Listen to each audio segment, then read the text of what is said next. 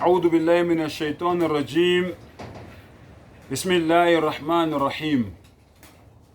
فلا تجعلوا لله أندادا وأنتم تعلمون. Ngicela Allah angivikele kusathane ongathandwa egameni lika Allah onomusa onesihawu. Ungenzeli umdali wakho abalingani noma abancedisi noma izifaniso. Yena munye uzimele akazali akazalwanga futhi endalweni yakhe ayikho into efana naye. Lesahluko leseQur'ane ngisikhothayo noma engikhuluma ngaso la lesisambulo lesi ngisibhekise kulabantu labo abahlabela amadimoni egameni labantu abangasekho. Ngikhuluma isiZulu manje. Ngithi nina enenza imisebenzi noma ngabe wenza umsebenzi wanezi lo uzohlaba imbuzi noma uzohlaba inkomo uhlabela amadimoni egameni labantu bakini abangasekho ngoba namhlanje umbhalo uzositshela ukuthi abantu abangasekho kumanje lapha bakhona kwenzakalani ngabo bese siyezwa ukuthi wena mawuhlaba usukuhlabela bani egameni labantu abangasekho. Ningithuke ngiyazi nizongithuka vele iqiniso liyababa kodwa engikwazi ukuthi umuntu liyamkhulula. Ngivuleke incwadi la kaMshumayeli 9 ivesi 4. Okuhlangene nabo bonke abaphilayo kukhona ithemba kuye. Ohlangene nabo bonke abaphilayo kukhona ithemba kuye ngokuba inja ephilayo ingcono kunengonyama efileyo. 5. Ngokuba abaphilayo bayazi ukuthi bayakufa kepha abafileyo abasazi lutho futhi abasenawo umvuzo ngokuba ukukhunjula kwabo sekukhohlakele. 6. Uthando lwabo nokuzonda kwabo nomhawu wabo sekuphelile futhi abasenaso isabelo nanini kukho konke okwenziwa phansi kwelanga. Izwile ke? Izwile? Wena ke oloku othi uyahlaba uhlabela abantu abangasekho bayihlalele le kwelamathongo balinde ini ilanga lovuko bevukela kuphi ekwahlulelweni. Qhubeka ke wena ke uloku ubhizi uthi uhlabela abantu abangasekho uhlabela abantu abangasekho ubuhlabela ini ubuhlabela amadimoni. Ulaleleke manje ngivule abaLevi Leviticus 20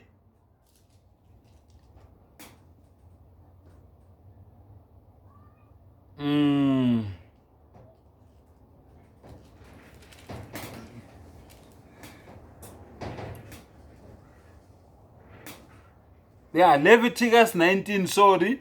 Leviticus 19 verse 31. Leviticus 19 verse 31. Ningaphendukeli kwabanamadlozi nakubathakathi. Yabo? Njalo makukhunywa ngomuntu onedlozi kukhulunywa ngomthakathi ulandelwa umthakathi. Kusho ukuthi abantu abanamadlozi, amadlozi yini? Imimoya engcolile, imimoya yeJehova, imimoya kaSathane ihambelana nani nobuthakathi. Ningaphendukeli kwabanamadlozi nakubathakathi. Ningafuni ukuba ningcoliswe yibo. NginguJehova uNkulunkulu wenu. Uzwile? Wena ke lokuthi uyahlaba uhlabela amadlozi. Umuntu onedlozi nomuntu othakathayo into eyodwa leyo. Lawa ndlawa amadimoni basebenzisa amadimoni. Bese uyasuka lapho manje uyakuphi? Uya kwabaseKorinte bokuqala. Isahluko u10 iverse u20. Kodwa ngithi lokho okuhlatshwa ngabezizwe bakuhlabela amadimoni kabakuhlabeli uNkulunkulu kepha angithandi ukuba nibe nenhlanganyelo namadimoni. Ningesiphuze isitsha senkosi kanye nesitsha samadimoni. Ningelihlanganyele itafula lenkosi kanye netafula lamadimoni. Nayizwa akusho mina zifundele nawe ngunika incwadi ezintathu. AbaseKorinte bokuqala isahluko u10 iverse u20. Ngakunika uMshumayeli 9 ngaqala kuverse 4. Sengiya koyokugcina ke manje. uMshumayeli 12. uMshumayeli 12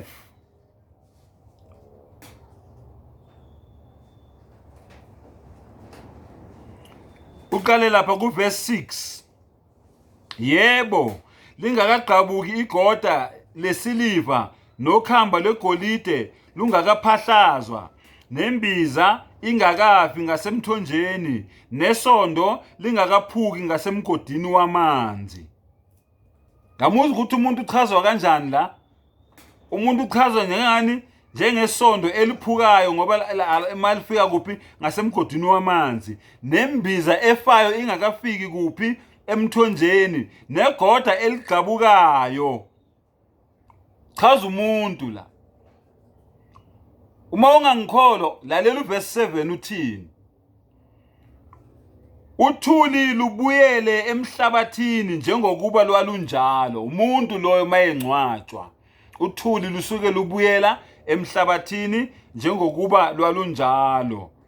Umoya ubuyele kuNkulunkulu owawunikayo. Umoya ubuyelaphi?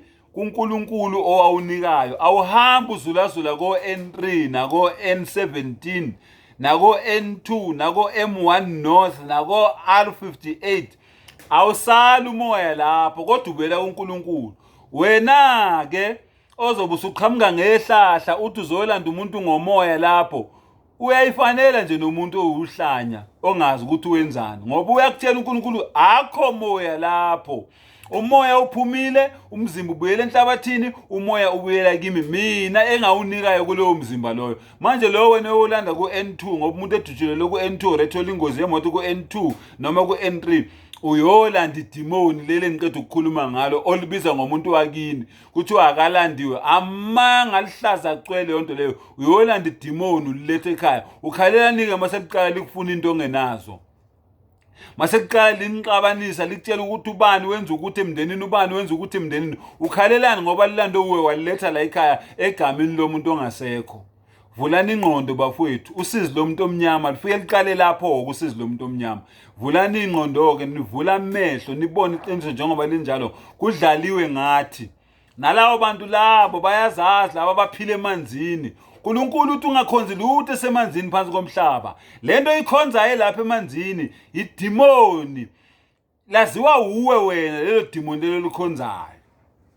Wa akhiru da'wana alhamdulillahi rabbil alamin.